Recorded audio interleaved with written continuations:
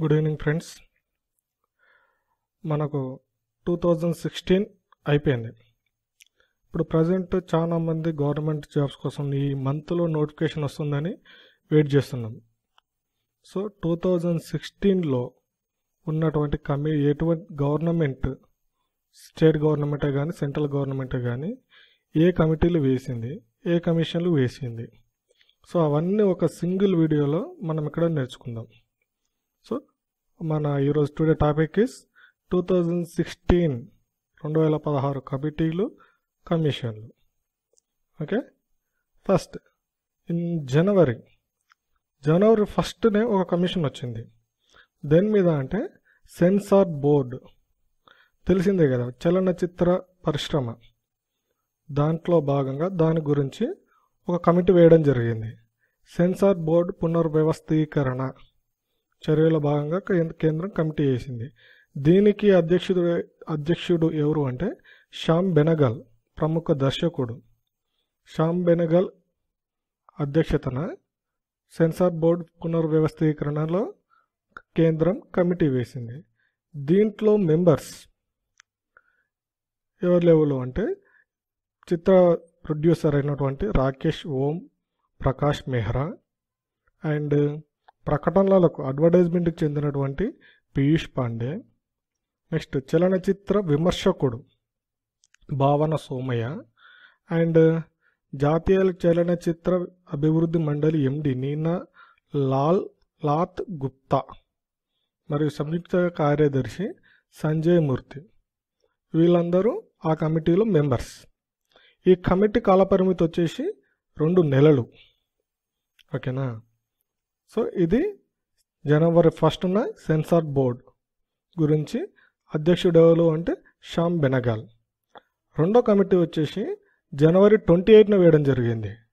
దేని మీద అంటే హైదరాబాద్లో ఉన్నటువంటి HCU వేముల రోహిత్, తెలిసిన మనమందరం రెగ్యులర్గా ఈ ఇన్సిడెంట్ గురించి తెలుగు రాష్ట్రాలను అయితే మ్యాక్సిమంగా అందరికి తెలిసే ఉంటుంది. విద్యార్థి వేముల రోహిత్, దళిత విద్యార్థి అయినటువంటి వేముల రోహిత్ ఆత్మహత్య చేసుకున్నాడు. దానికి సంబంధించి కేంద్రం 2 కమిటీలను వేసింది. ఒకటేమో సంయుక్త పార్లమెంటరీ సంఘం JPC, రెండోదేమో ఏకసభ్య కమిషన్ అని 2 వేసింది. ఈ ఏకసభ్య కమిషన్కి అధ్యక్షుడు ఎవరు అంటే అలహాబాద్ హైకోర్టు విశ్రాంత న్యాయమూర్తి అయినటువంటి అశోక్ కుమార్ రూపన్వాలా. అలహాబాద్ హైకోర్టు విశ్రాంత న్యాయమూర్తి అశోక్ కుమార్ రూపన్వాలా నేతృత్వంలో ఏకసభ్య కమిషన్ వేయడం జరిగింది. మరి కమిషన్ కాలపరిమితి వచ్చేసి 3 నెలలు. 3 నెలలలో గల నివేదిక ఇవ్వాలి. జనవరిలో వేసినటువంటి కమిషన్స్ ఇవి 2. నెక్స్ట్ ఫిబ్రవరి 1న సివిల్ సర్వీసెస్పై కమిషన్ వచ్చింది. అది దేనికోసము అంటే సివిల్ సర్వీస్ పరీక్షలపై అభిప్రాయ సేకరణ. ఎవరి అధ్యక్షతన? BS బస్వాన్ ఫిబ్రవరిలో కమిటీ వేయడం జరిగింది. నెక్స్ట్ ఫిబ్రవరి 2న ట్రాన్స్జెండర్ బిల్లు గురించి, దానిలో 2015లో ట్రాన్స్జెండర్ బిల్లు ప్రవేశపెట్టడం జరిగింది. దాంట్లో ఏమైనా మార్పులు చేర్పులు చేసేది ఉందా అని దానికోసం ప్రభుత్వం ఒక కమిటీని ఏర్పాటు చేసింది. దీన్ని ఎవరు నాయకత్వంలో అంటే సామాజిక న్యాయం సాధికారత మంత్రిత్వ శాఖ కార్యదర్శి ఈ కమిటీకి చైర్మన్గా ఉంటాడు. ఇది ఫిబ్రవరిలో. నెక్స్ట్ మార్చిలో వచ్చేసి మార్చి 9న మన ఆంధ్రప్రదేశ్లో, మనకు ఉమ్మడి ఆంధ్రప్రదేశ్లో ఉన్నప్పుడు వైఎస్ఆర్ గవర్నమెంట్లో ఇందిరమ్మ ఇల్లు, రాజీవ్ గృహకల్ప అంటూ ఇండ్లు వచ్చినాయి.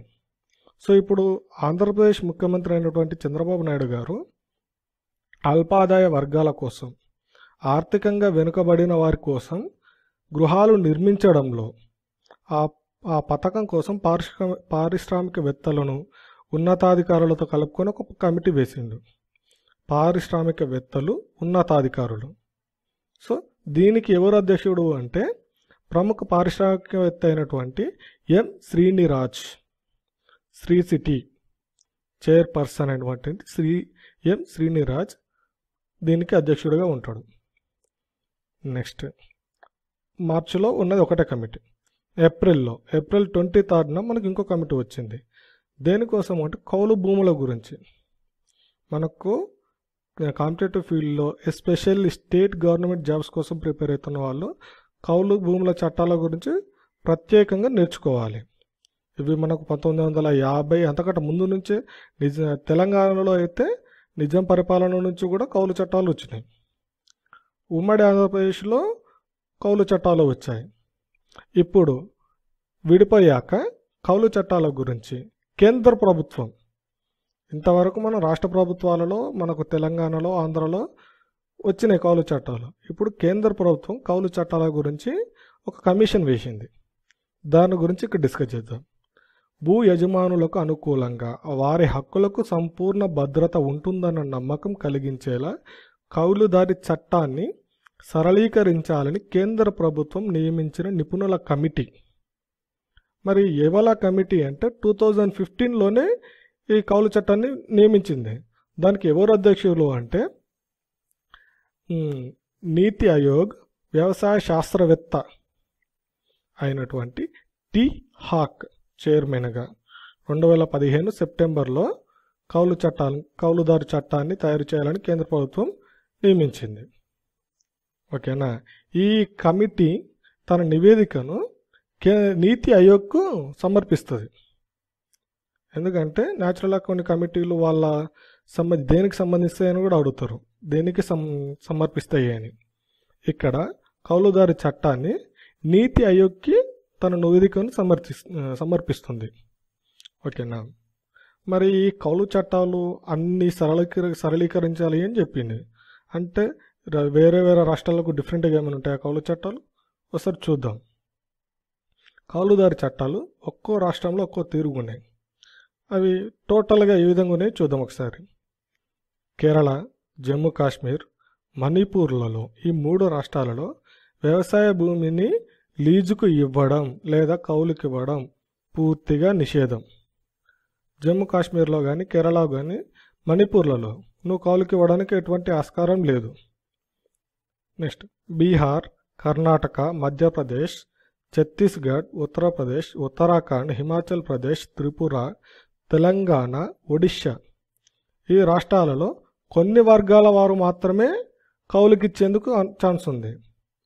మరి ఏంటి ఆ వర్గాలు అంటే శారీరకంగా లేదా మానసికంగా బాధపడేవారు, వికలాంగులు, వితంతువులు, వివాహితులు, విడాకులు తీసుకున్న మహిళలు మాత్రమే లీజుకి ఇవ్వడానికి అవకాశం. అంటే ఒక్కసారి ఆలోచించండి, కౌలు చేయాలి అంటే వ్యవసాయం చేయాలి. వ్యవసాయం చేయాలి అంటే శారీరకంగా దృఢంగా ఉండాలి, మానసికంగా కరెక్ట్గా ఉండాలి. ఎందుకంటే వ్యవసాయం ఎప్పుడు పంట ఎలా పండించాలో తెలిసి ఉండాలి, వాళ్ళ ఆరోగ్యం కరెక్ట్ ఉండాలి. అందుకని వాళ్ళు అంటే శారీరకంగా మానసికంగా సరిగా లేకపోయినా, వికలాంగులైన, వితంతువులు అంటే భర్త లేనివాడు, ఇంటికి పెద్ద దిక్కు లేనప్పుడు వాళ్ళు చేయడం కొద్దిగా ఇబ్బంది అవుతుంది. అందుకని లేదా వివాహితులు అయి కూడా వాళ్ళు విడాకులు తీసుకుంటే, భర్త నుంచి దూరంగా ఉంటే వాళ్ళు వాళ్ళ భూమిని కౌలుకి ఇవ్వడానికి ఛాన్స్ ఉంది.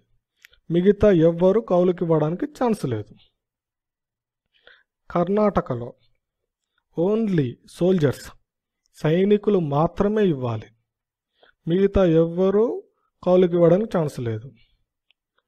నెక్స్ట్ ఆంధ్రప్రదేశ్, తమిళనాడు, రాజస్థాన్, పశ్చిమ బంగాల్ రాష్ట్రాల్లో కౌలుకి ఇవ్వడంపై నిషేధం లేకపోయినా చట్టాల్లో అనేక నిబంధనలు ఉన్నాయి. మన తెలుగు రాష్ట్రాలలో కంబైన్డ్ ఉమ్మడి ఆంధ్రప్రదేశ్లో మనకు ఏ విధంగా ఉందో చాలామందికి అభ్యర్థులకు తెలిసే ఉంటుంది. ఆంధ్రప్రదేశ్ కానీ, తమిళనాడే కానీ, రాజస్థాన్, పశ్చిమ బంగాల్ ఈ రాష్ట్రాలలో ఎటువంటి పరిమితులు లేవు, కానీ నిబంధనలు చాలా ఉన్నాయి. సో మరి ఆ నిబంధనలు కొన్ని. ఆంధ్రప్రదేశ్లో కౌలు కనీసం 6 సంవత్సరాలు. కౌలుదారిని తొలగించాలంటే ప్రత్యేక పరిస్థితులలో ప్రత్యేక న్యాయాధికారికి మాత్రమే అధికారం ఉంది. అంటే మనం ఒకసారి కౌలుకి ఇస్తే అతను మినిమం 6 ఇయర్స్ 6 సంవత్సరాలు కౌలు చేసుకోవాలి. మధ్యలో తీసేస్తా అనుకుంటే నువ్వు జడ్జి ముందు నీ ఎక్స్ప్లెనేషన్ ఇవ్వాల్సి ఉంటుంది.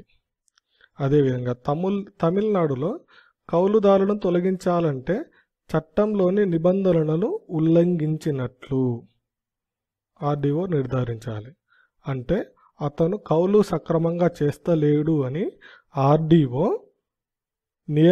ధృవీకరిస్తేనే అతన్ని కౌలుదారుని తొలగించేందుకు ఛాన్స్ ఉంది, లేదా ఛాన్స్ లేదు. ఇది కౌలుదారుల గురించి.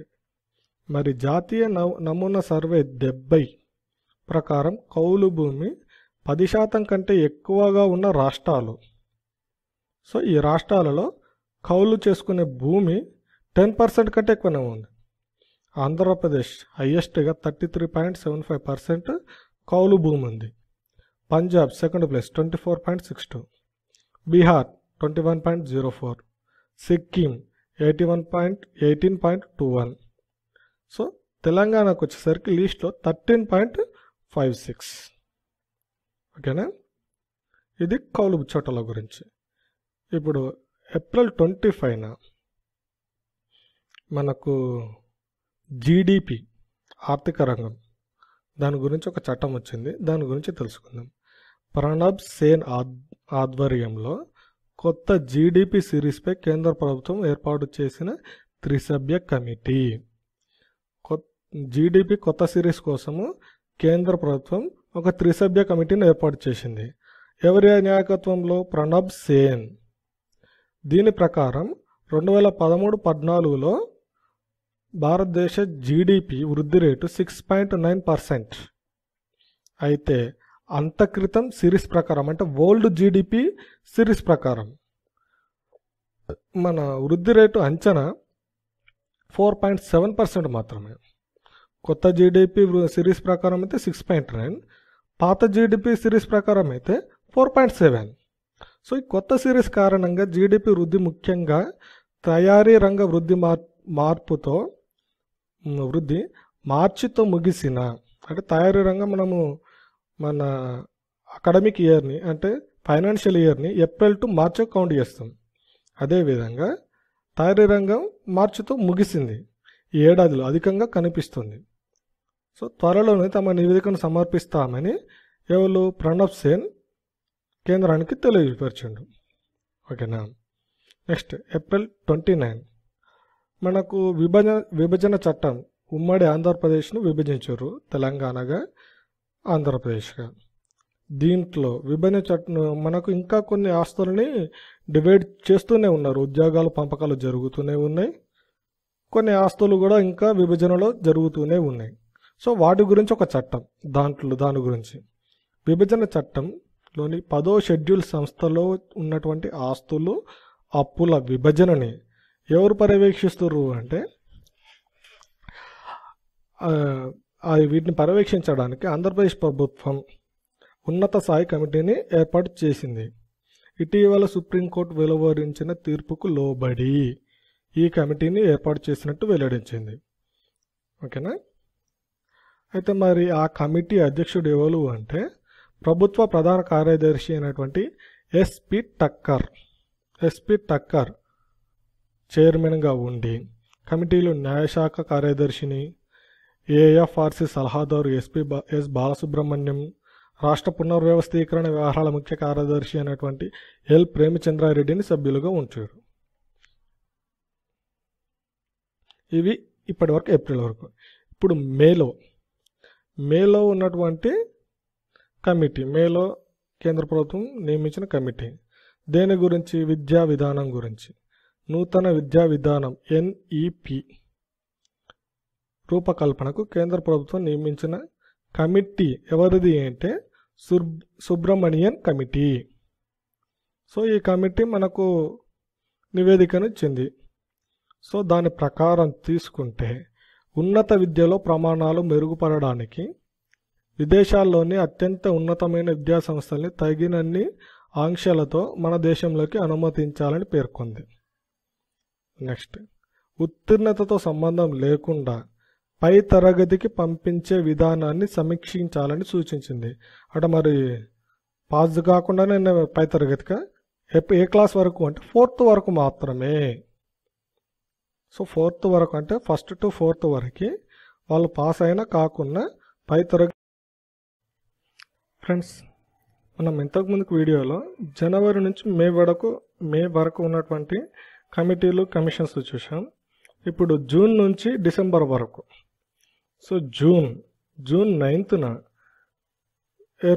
ఏర్పడినటువంటి కమిటీ విశ్వవిద్యాలయాలు కళాశాలలో బోధన సిబ్బంది వేతనాల సవరణకు విశ్వవిద్యాలయాల నిధుల సంఘం UGC 5 సభ్యుల కమిటీని ఏర్పాటు చేసింది. సో యూనివర్సిటీలలో కాలేజీలలో ఉన్నటువంటి ప్రొఫెసర్స్కి లెక్చరర్స్కి సాలరీస్ గురించి UGC ఒక కమిటీని వేసింది, 5 సభ్యులు. దీనికి అధ్యక్షుడుగా ఆచార్య VS చౌహాన్. ఈ కమిటీ 6 నెలలలో తమ నివేదికను సమర్పిస్తుంది. జూన్ 11న RBI గవర్నర్ నియామక ప్రక్రియ కోసం కేంద్ర ప్రభుత్వం కొత్త సాంప్రదాయానికి తెరతీసింది. ఇంతకుముందు వరకు ప్రధానమంత్రి RBI ఆర్థిక మంత్రితో చర్చించి RBI గవర్నర్ని నియమించేవాడు.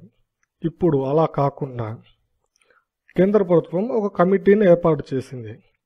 ఈ కమిటీకి అధ్యక్షుడిగా కేబినెట్ కార్యదర్శి అయినటువంటి PK సిన్హాను ఎంపిక చేసింది. అయితే మరి ఈ కమిటీ ప్రస్తుతం RBI గవర్నర్ ఎంపికకు చేసింది. ఇంతకుముందుకు మరి ఈ కమిటీ ఏం చేసింది అంటే బీమా, పింఛన్, సెబీ లాంటి నియంత్రణ సంస్థలకు అధిపతులను నియమించడంలో ఈ కమిటీ వర్క్ చేసేది. ప్రజెంట్ తొలిసారిగా ఫస్ట్ టైం RBI గవర్నర్ కోసం ఈ కమిటీ ఆ ప్రక్రియను అవలంబిస్తుంది.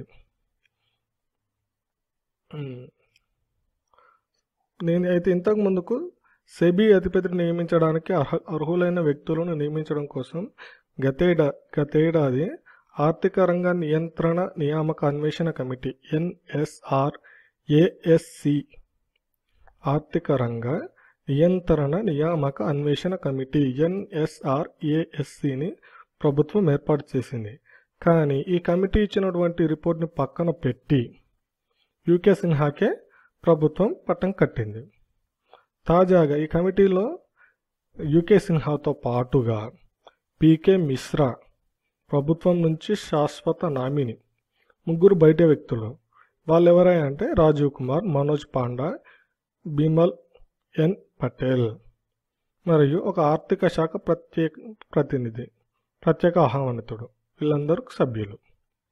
సో ఈ కమిటీ తన సిఫార్సులను ప్రధానమంత్రికి సమర్పిస్తుంది. తుది నిర్ణయం నియామకాల కమిటీని తీసుకుంటుంది. దేనికోసం? RBI గవర్నర్ నియమక కోసం. నెక్స్ట్ జూన్ 13న రాజస్థాన్ రవాణా శాఖ మంత్రి యూనిస్ ఖాన్ నేతృత్వంలో ఏర్పాటైన రవాణా మంత్రుల ఉపసంఘం కేంద్ర రహదారుల శాఖకు 34 సిఫారసులను చేసింది. ఓకే, ఎవరు? రాజస్థాన్ రవాణా శాఖ మంత్రి యూనిస్ ఖాన్ నేతృత్వంలోని కమిటీ కేంద్ర ప్రభుత్వానికి కేంద్ర రహదారుల శాఖకు 34 సిఫారసులను చేసింది. జూన్ 17న విద్యారంగంలో నిరాశాజనకమైన ఫలితాలకు రాజకీయ జోక్యమే ప్రధాన కారణమని కేంద్ర మానవ వనరుల అభివృద్ధి మంత్రిత్వ శాఖ ఏర్పాటు చేసినటువంటి కమిటీ స్పష్టం చేసింది. ఎందుకంటే ఇప్పుడు విద్యారంగంలో ఇంతకు ముందుకు విద్యను గవర్నమెంట్, ప్రభుత్వ పాఠశాలను గవర్నమెంట్ నడిపించి సారాను ప్రైవేట్ పరం చేసింది. ఏది? మద్యం అమ్మకాలను ప్రైవేట్ పరం చేసింది. కానీ ఇప్పుడు విద్యారంగం ప్రైవేట్ అయ్యింది, మద్యం అమ్మకాలు గవర్నమెంట్ చేస్తుంది.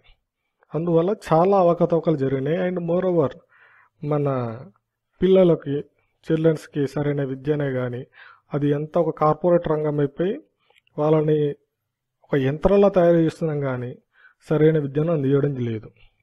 సో దానికోసం ఏర్పడినటువంటి కమిటీ రాజకీయ జోక్యమే ప్రధాన కారణమని తెలిసి చెప్పేసింది. మరి ఆ కమిటీ అధ్యక్షుడు ఎవరయ్యా అంటే TSR సుబ్రమణియన్. సో ఈయన నాయకత్వంలో 5 సభ్యుల కమిటీ ఏర్పడింది. ఆ కమిటీ తన నివేదికను సమర్పించింది. జూన్ 21న ఇప్పుడు మనకు కేంద్ర ప్రభుత్వం రెండు పథకాలను ప్రవేశపెట్టింది. స్వచ్ఛ భారత్ అని, గంగా ప్రక్షాళన అని. మరి ఇవి ఏ విధంగా పనిచేస్తున్నాయి, ప్రజల్లోకి విజయవంతంగా తీసుకెళ్ళగలిగినామా లేదా అని కేంద్ర ప్రభుత్వం ఆర్థిక మంత్రి అయినటువంటి అరుణ్ జైట్లీ గారి నాయకత్వంలో ఉన్నత స్థాయి కమిటీని ఏర్పాటు చేసింది. ఈ కమిటీలో వెంకయ్య నాయుడు గారు, వీరేంద్ర సింగ్ గారు, ఉమాభారతి గారు, మేనకా గాంధీ గారు, స్మృతి ఇరానీ గారు, మళ్ళా వీరితో పాటుగా రాజ్యవర్ధన్ సింగ్ రాథోడ్ సభ్యులుగా ఉన్నారు. దేనికి పర్పస్లో స్వచ్ఛ భారత్, గంగా ప్రక్షాళన్ పథకాలు ప్రజలలో విజయవంతంగా తీసుకెళ్ళగలిగినామా లేదా తెలుసుకోవడానికి, అంటే ఆ పథకాలు సక్సెస్ అయినాయా లేదా తెలుసుకోవడానికి కేంద్ర ప్రభుత్వం ప్రణబ్ ముఖర్జీ గారు, అరుణ్ జైట్లీ గారి అధ్యక్షతన కమిటీని వేసింది. నెక్స్ట్ జూన్ 29 నేతాజీ సుభాష్ చంద్రబోస్ స్వాతంత్ర సమరయోధుడు ఫ్లైట్ క్రాష్లో చనిపోయాడని కాంగ్రెస్ ప్రభుత్వం ప్రకటించింది. మరి అది నిజమా కాదా మనకు తెలియదు. అయితే సుభాష్ చంద్రబోస్ గారు చనిపోకుండా గుమ్నాబీ బాబాగా ఉత్తరప్రదేశ్లో మారువేషంలో ఉన్నాడని కొంత ప్రచారం ఉంది. మరి అది నిజమా కాదా తెలుసుకోవడానికి అలహాబాద్ హైకోర్టు ఏకసభ్య కమిషన్ను నియమించింది. సో దీని మీద క్వశ్చన్ ఏ విధంగా అడగవచ్చు అంటే, సుభాష్ చంద్రబోస్ గారి గురించి తెలుసుకోవడానికి ఏ హైకోర్టు ఏకసభ్య కమిషన్ను నియమించింది అంటే ఆన్సర్ వచ్చేసి అలహాబాద్ హైకోర్టు. నెక్స్ట్ జూలై 3న ఇందాక మనం డిస్కస్ చేసాం ఇది విద్య గురించి. టిఎస్ఆర్ సుబ్రహ్మణ్యన్ కమిటీ తన నివేదికను సమర్పించింది. దేనికోసం అంటే భవిష్యత్ తరాలకు ఉపయోగపడేలా కొత్త విద్యా విధానం ఎన్ఈపిపై తన సిఫారసులని స్మృతి ఇరానీ గారికి సమర్పించిండు. దీని ప్రకారం అంటే ఆ నివేదికలో ఉన్న మ్యాటర్ ప్రకారం దేశంలో 35 ఏళ్లలోపు వారు 65% మంది ఉన్నట్లు ఒక అంచనా. మారిన కాలమాన పరిస్థితులకు అనుగుణంగా మార్కెట్కు అవసరమయ్యే నైపుణ్యం కలిగిన మానవ వనరుల సృష్టికి విద్యా విధానంలో మార్పు తీసుకురావడానికి యోచిస్తున్నారు. అంటే విద్యా విధానంపై వేసినటువంటి committee TSR Subramanian committee. So ఇక్కడ మనకు లోక్సభ 2016-17 ఏడాదికి లోక్సభ మీడియా సలహా కమిటీని స్పీకర్ సుమిత్రా మహాజన్ నియమించారు. మీడియా సలహా కమిటీ దానికి ఎవరయ్యా అధ్యక్షులు అంటే డిపి కామత్ కమిటీ చైర్మన్గా, UNI United news of India UNI వార్తా సంస్థకి చెందిన నీరజ్ వాజ్పేయి ఉప చైర్మన్గా నియమితులయ్యారు. ఈ కమిటీలో మొత్తం 29 మంది సభ్యులు ఉన్నారు. Next August 10. సో ఇంతవరకు మనం ఎడ్యుకేషన్ గురించి డిస్కస్ చేశాం. ఇప్పుడు వైద్య విద్య గురించి. దేశంలో వైద్య విద్యను ఇప్పటి వరకు నియంత్రిస్తూ వస్తున్న జాతీయ వైద్య మండలి ఎంసిఐని రద్దు చేయాలని నీతి ఆయోగ్ కమిటీ సిఫారసు చేసింది. మరి దాని ప్లేస్లో ఏది ఏర్పాటు చేయాలయ్యా అంటే జాతీయ వైద్య సంఘం నేషనల్ మెడికల్ కమిషన్. సో ఎంసిఐని రద్దు చేసి నేషనల్ మెడికల్ కమిషన్ ఎన్ఎంసిని ఏర్పాటు చేయాలని ఎవరు ప్రతిపాదించారు అంటే నీతి ఆయోగ్. ఎంసిఐ చట్టం ప్రకారం 1956ను సమీక్షించి అందులో చేపట్టాల్సిన సంస్కరణల గురించి సిఫారసు చేయడానికి నీతి ఆయోగ్ ఉపాధ్యక్షుడు అరవింద్ పనగరియా నేతృత్వంలో కేంద్ర ప్రభుత్వం ఈ ఏడాది మార్చి 28న ఈ కమిటీని ఏర్పాటు చేసింది. ఈ కమిటీ తాజాగా కేంద్ర ప్రభుత్వానికి మధ్యంతర నివేదికను సమర్పించింది. సో దీని ప్రకారం అయితే ఎంసీఐను రద్దు చేయాలి, దాని ప్లేస్లో ఎన్ఎంసీని ఏర్పాటు చేయాలి. మరి ఈ కమిటీలో ప్రధానమంత్రి వారితో పాటుగా పీకే మిశ్రా, నీతి ఆయోగ్ సిఇఓ అమితాబ్ కాంత్ సభ్యులుగా ఉన్నారు. ఓకేనా. Next UPSC civil services August 11 IAS, IPS, IFS తదితర సర్వీసుల్లో అధికారుల నియామకానికి నిర్వహించే సివిల్ సర్వీసెస్ల పరీక్షలలో అభ్యర్థుల గరిష్ట వయోపరిమితిని తగ్గించాలని నిపుణుల సంఘం సిఫారసు చేసింది. మరి ఇంతకు సివిల్ సర్వీస్ ఏజ్ ఎంత? 1960లో గరిష్ట వయోపరిమితి 26. 80కి వచ్చేసరికి 2 years పెంచారు, అది 28కి వెళ్ళింది. ఇప్పుడు ప్రజెంట్ 32కి వచ్చింది. సో 32 ఇది రాజకీయంగా చాలా సున్నితమైనటువంటి అంశం. ఎందుకంటే సివిల్ సర్వీసెస్ ఐఏఎస్, ఐపీఎస్, ఐఎఫ్ఎస్లు జాబ్ కోసం వాళ్ళకి ఏజ్ పెంచాలి అన్నా తగ్గించాలన్నా రాజకీయాల్లో చాలా ఆర్గ్యుమెంట్స్ జరుగుతూ ఉంటాయి. దానికోసం కమిటీని నియమించారు. ఆ కమిటీని సిఫారసు ప్రకారం గరిష్ట వయోపరిమితిని తగ్గించాలి అన్నాడు. ఓకేనా. మరి కమిటీకి నేతృత్వం వహించింది బిఎస్ బస్వాన్. ఓకే. నెక్స్ట్ సెప్టెంబర్లో తెలుగు రాష్ట్రాలకు సంబంధించినటువంటి కృష్ణా నది యాజమాన్య బోర్డు పరిధి నిర్వహణకు సంబంధించిన మార్గదర్శకాలపై సిఫారసు చేసేందుకు కేంద్ర జలవనరుల మంత్రిత్వ శాఖ 5 నిపుణులతో కమిటీని ఏర్పాటు చేసింది. ఇది 90 రోజుల్లో నివేదికనివ్వాలి.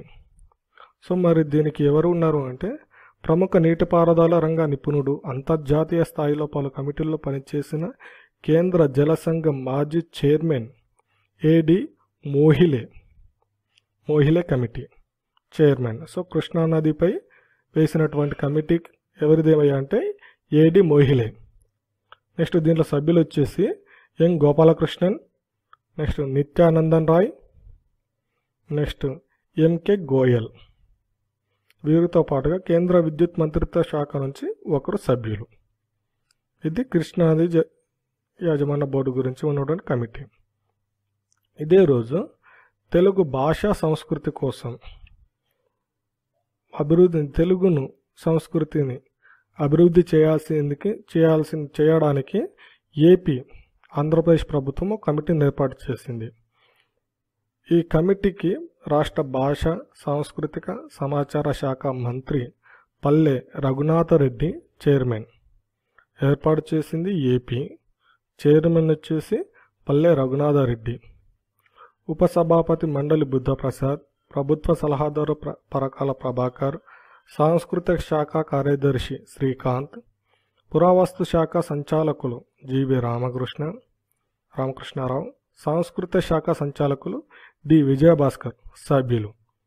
సో తెలుగు భాష సంస్కృతిని అభివృద్ధి పరచడానికి రక్షించడానికి వేసినటువంటి కమిటీ అధ్యక్షుడు వచ్చేసి పల్లె రఘునాథరెడ్డి. ఓకేనా. నెక్స్ట్ ఆంధ్రప్రదేశ్ పునర్వ్యవస్థీకరణ చట్టం. ఇంతకుముందుకు మనం 10వ షెడ్యూల్ గురించి తీసుకున్నాం. ఇప్పుడు 9వ షెడ్యూల్ గురించి ఇంకో చట్టం వచ్చింది. ఏది? షీలా బిడే కమిటీ. ఈ షీలా బిడే 9వ షెడ్యూల్లో ఉన్న సంస్థలను విభజన కోసం పనిచేస్తుంది. దీని టైం వచ్చేసి 2017 ఫిబ్రవరి పొడిగించారు. ఎందుకోసం అంటే దీని టైం ఆల్రెడీ అయిపోయింది. దీని టైం అయిపోయింది కాబట్టి ఇంకా విభజన సరిపోలేదని 2017 ఫిబ్రవరి వరకు పొడిగించడం జరిగింది. నెక్స్ట్ దీన్ దయాళ్ ఉపాధ్యాయ శత జయంతి స్మారకోత్సవాలకు గాను ప్రధాని నరేంద్ర మోడీ 2 కమిటీలను ఏర్పాటు చేసిండు. సో 2 కమిటీలలో ఒకదానికి ప్రధానమంత్రిని అధ్యక్షుడు, దాంట్లో 149 మంది సభ్యులు ఉంటారు. నెక్స్ట్ ఇంకో కమిటీకి హోంమంత్రి రాజ్నాథ్ సింగ్ గారు, ఆయన నేతృత్వంలో 23 మంది సభ్యుల కార్యనిర్వహణ కమిటీలు. సో మరి దీన్ దయాళ్ గారి జయంతి ఎప్పుడయ్యా అంటే 1916 సెప్టెంబర్ 25న జన్మించారు. నెక్స్ట్ సెప్టెంబర్ 26 భారత్ పాకిస్తాన్ సరిహద్దుల భద్రతను మరింత కట్టుదిట్టం చేయడానికి అత్యున్నత స్థాయి కమిటీ సిఫారసులను కేంద్రం ఆమోదించింది. ఎందుకోసం అంటే ఆల్రెడీ మనకు రీసెంట్గా పాకిస్తాన్ భారతదేశాన్ని కవించడం చూస్తూనే ఉన్నాం రెగ్యులర్గా. సో దానికోసం మన భద్రతను పటిష్టపరచుకోవడానికి కేంద్ర హోంశాఖ మాజీ కార్యదర్శి అయినటువంటి మధుకర్ గుప్తా నేతృత్వంలో కమిటీ ఏర్పడింది. సో ఈ కమిటీ సూచించిన దాని ప్రకారం గుజరాత్ నుంచి జమ్మూ కాశ్మీర్ ప్రాంతం వరకు అంతర్జాతీయ సరిహద్దు వద్ద పరిస్థితులను మదింపు చేసి కమిటీ కొన్ని సూచనలు ఇచ్చింది. దాని ప్రకారం భారత్ పాకిస్తాన్ మధ్య ఉన్నటువంటి 3323 కిలోమీటర్ల సరిహద్దులో 3323 కిలోమీటర్ల సరిహద్దు భారత్ పాక్ మధ్యలో ఉన్నది. దీంట్లో జమ్మూ కాశ్మీర్లో సెప్టెంబర్ 26న భారత్ పాకిస్తాన్ మధ్యలో ఉన్నటువంటి సరిహద్దు భద్రతను కట్టుదిట్టం చేయడానికి కేంద్ర ప్రభుత్వం నియమించినటువంటి కమిటీ సెప్టెంబర్ 26న తన నివేదికను సమర్పించింది. మరి ఆ కమిటీ ఎవరి అధ్యక్షుడు అంటే కేంద్ర హోంశాఖ మాజీ కార్యదర్శి అయినటువంటి మధుకర్ గుప్తా నేతృత్వంలో కమిటీ ఏర్పడింది. ఇది జనవరిలో పఠాన్కోట్లో వైమానిక స్థావరంపై దాడి నేపథ్యంలో ప్రభుత్వం దీన్ని ఏర్పాటు చేసింది. దీని ప్రకారం భారత్ పాకిస్తాన్ మధ్యలో ఉన్నటువంటి సరిహద్దు 3,323 కిలోమీటర్లలో 1,225 కిలోమీటర్లు జమ్మూ కాశ్మీర్లోను, పంజాబ్లో 533 కిలోమీటర్లు, రాజస్థాన్లో 1,037 కిలోమీటర్లు, గుజరాత్లో 508 కిలోమీటర్ల సరిహద్దు ఉంది. దీన్ని పటిష్టపరచడానికి మధుకర్ గుప్తా నేతృత్వంలో కమిటీ ఏర్పడి తగిన సిఫారసులు చేసింది. ఇప్పుడు నెక్స్ట్ అక్టోబర్ సరస్వతి నది. మనం ఈ నది గురించి వినడమే కానీ చూసింది లేదు. మరి ఇంతకు ఈ నది ఉన్నది లేనిది అనే దాని గురించి అధ్యయనం చేయడానికి కేంద్ర ప్రభుత్వం నియమించినటువంటి కమిటీ ఎవరి అధ్యక్షన అంటే కెఎస్ వైద్య, భూ విజ్ఞాన శాస్త్రజ్ఞుడు, పద్మభూషణ్ కెఎస్ వైద్య నేతృత్వంలో నిపుణుల కమిటీ ఏర్పడింది. దీనికోసం సరస్వతి నది ఉన్నది లేనిది తెలుసుకోవడానికి కెఎస్ వైద్య నేతృత్వంలో ఇతను సరస్వతి నది ఉన్నది ఒకప్పుడు ఉండేదని తన అభిప్రాయాన్ని వెలుబుచ్చిండు. దానికి కావలసిన ఆధారాలను కూడా చూపించడం జరిగింది. సరస్వతి నది హిమాలయాలలో పుట్టి హర్యానా, రాజస్థాన్, ఉత్తర గుజరాత్ మీదుగా ప్రవహించి రాన్ ఆఫ్ కచ్ ద్వారా అరేబియా సముద్రంలో కలుస్తుంది. ఈ నది పొడవు 1,000 కిలోమీటర్లు. సో ఇది గగ్గర్, సరుస్తి, హక్రా, నారా నదుల్లో సరస్వతి నదికి సంబంధించిన మూలాలున్నాయి. హరప్పా నాగరికత కాలంలో మనం సరస్వతి నది గురించి వింటూ ఉన్నాం. అంతేకాకుండా హర్యానా ప్రజలకు సరస్వతి నది గురించి తెలుసు. అండ్ మోరోవర్ ఆ రాష్ట్ర రెవెన్యూ రికార్డ్స్లలో కూడా సరస్వతి నది గురించి మెన్షన్ చేయడం జరిగింది అని సరస్వతి నది నిపుణుల కమిటీ అధ్యక్షుడైనటువంటి కెఎస్ వైద్య తెలిపారు. అక్టోబర్ 26న ఓఆర్ఓపి ఒకే ర్యాంకు ఒకే పింఛన్ పై ఏర్పాటైన ఏకసభ్య న్యాయ సంఘం రక్షణ మంత్రి మనోహర్ పారికర్కు తన నివేదికను ఇవ్వడం జరిగింది. మరి దీనికి అధ్యక్షుడు ఎవరయ్యా అంటే పాట్నా హైకోర్టు మాజీ న్యాయమూర్తి అయినటువంటి ఎన్ నరసింహారెడ్డి. ఓఆర్ఓపి ఒకే ర్యాంకు ఒకే పింఛన్ పై ఏర్పడినటువంటి కమిటీకి అధ్యక్షుడు పాట్నా హైకోర్టు మాజీ న్యాయమూర్తి జస్టిస్ ఎన్ నరసింహారెడ్డి. సో ఇతను రక్షణ శాఖ మంత్రి అయినటువంటి మనోహర్ పారికర్కి తన నివేదికను ఇవ్వడం జరిగింది. ఈ కమిటీ దేశంలోని 20 నగరాలు, పట్టణాల్లో పర్యటించి మాజీ సైనికుల నుంచి అభిప్రాయాలను సేకరించింది. వివిధ సంస్థలకు, వ్యక్తుల నుంచి 704 వినతి పత్రాలను కూడా స్వీకరించింది. వీటన్నిటిని క్రోడీకరించి నివేదికను ఇవ్వడం జరిగింది అక్టోబర్ 26న. సో మనకు గుర్తుంచుకోవాల్సింది ఏంటి అంటే ఒకే ర్యాంక్ ఒకే పింఛన్పై వేయబడిన కమిటీ అధ్యక్షుడు వచ్చేసి ఎన్ నరసింహారెడ్డి. ఇతను రక్షణ శాఖ మంత్రి అయినటువంటి మనోహర్ పారికర్కు తన నివేదికను సమర్పించడం జరిగింది. నవంబర్లో గురు గోవింద్ సింగ్ 350వ జయంతి నవంబర్ 15న ఘనంగా నిర్వహించేందుకు ప్రధాని మోడీ అధ్యక్షతన అత్యున్నత స్థాయి కమిటీ ఏర్పడింది. ఈ కమిటీలో మాజీ ప్రధానమైనటువంటి మన్మోహన్ సింగ్, బీహార్ ముఖ్యమంత్రి నితీష్ కుమార్, ఆర్జేడీ అధినేత లాలూ ప్రసాద్ యాదవ్తో సహా ప్రముఖ రాజకీయ, సినీ, క్రీడారంగ, వాణిజ్య ప్రముఖులు పాల్గొన్నారు. దేశవ్యాప్తంగా గురు గోవింద్ సింగ్ జయంతిని నిర్వహించేందుకు 100 కోట్లను కేటాయిస్తున్నట్లు ప్రధాని మోడీ ఇప్పటికే ప్రకటించారు. ఈ కమిటీలో ప్రముఖులు అమిత్ షా, అమితాబ్ బచ్చన్, ధర్మేంద్ర, లతా మంగేష్కర్, నవజ్యోతి సింగ్ సిద్ధు, హర్భజన్ సింగ్, అభినవ్ బింద్రా, ప్రకాష్ సింగ్ బాదల్, రాజ్నాథ్ సింగ్, సుష్మా స్వరాజ్, అరుణ్ జైట్లీ, రామ్ విలాస్ పాస్వాన్ తదితరులు ప్రముఖులు ఉన్నారు. దేనికోసం? గురు గోవింద్ సింగ్ 350వ జయంతి ఉత్సవాలను ఘనంగా నిర్వహించడానికి ప్రధాని నరేంద్ర మోడీ అధ్యక్షతన అత్యున్నత స్థాయి కమిటీ ఏర్పడింది.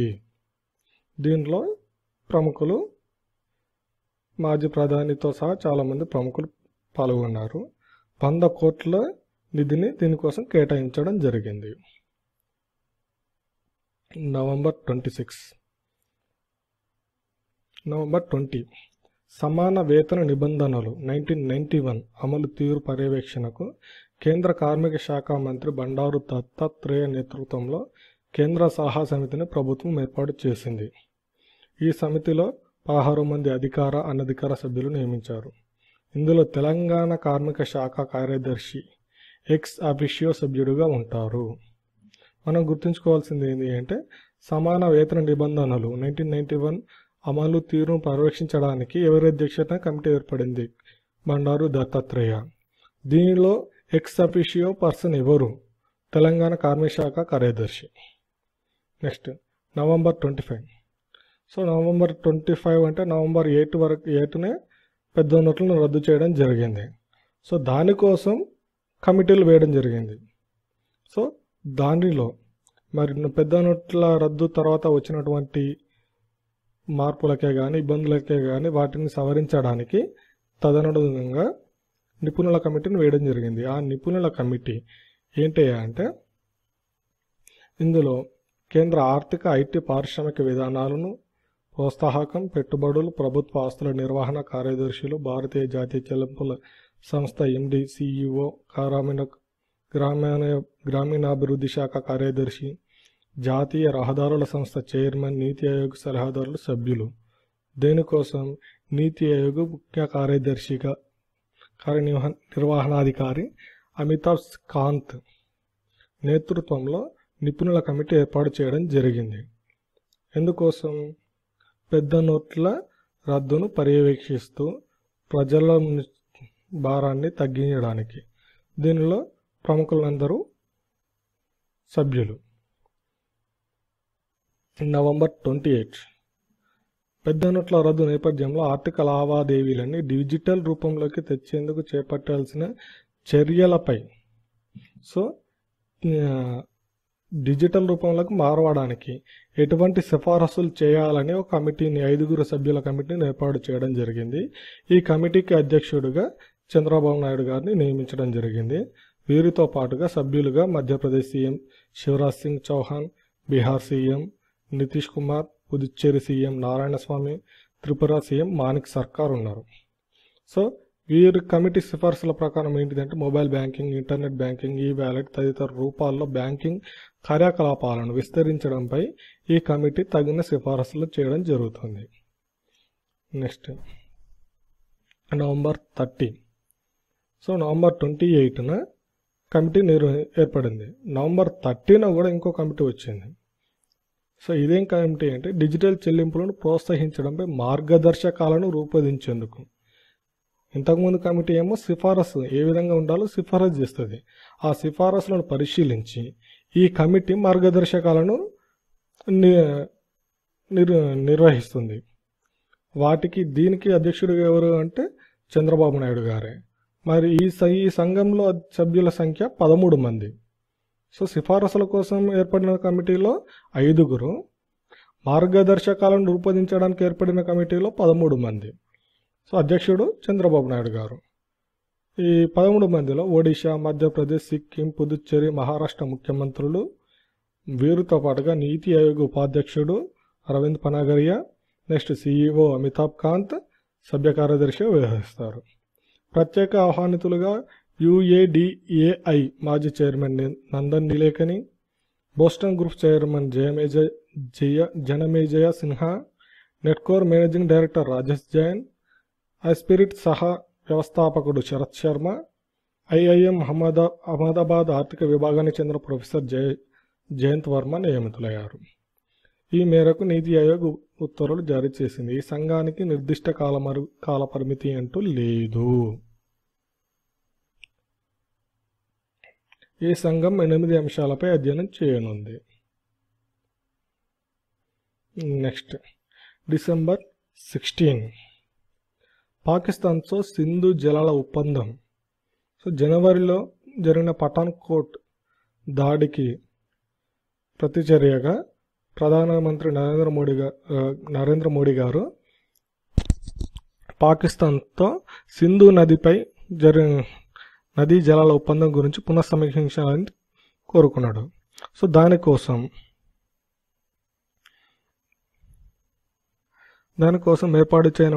ఏర్పాటు చేసినటువంటి కమిటీ మరియు దాంట్లో ఉన్నటువంటి సభ్యుల గురించి తెలుసుకుందాం.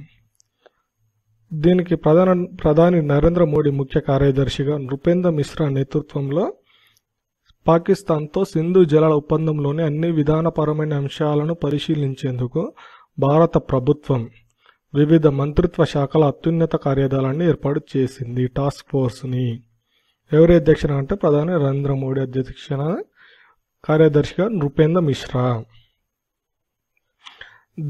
దీని ప్రకారం జాతీయ భద్రతా సలహాదారుడు అజిత్ దోవల్, విదేశీ కార్యదర్శి ఎస్ జయశంకర్తో పాటు ఆర్థిక, పర్యావరణ, విద్యుత్, జలవనరుల మంత్రిత్వ శాఖల కార్యదర్శులు సభ్యులు.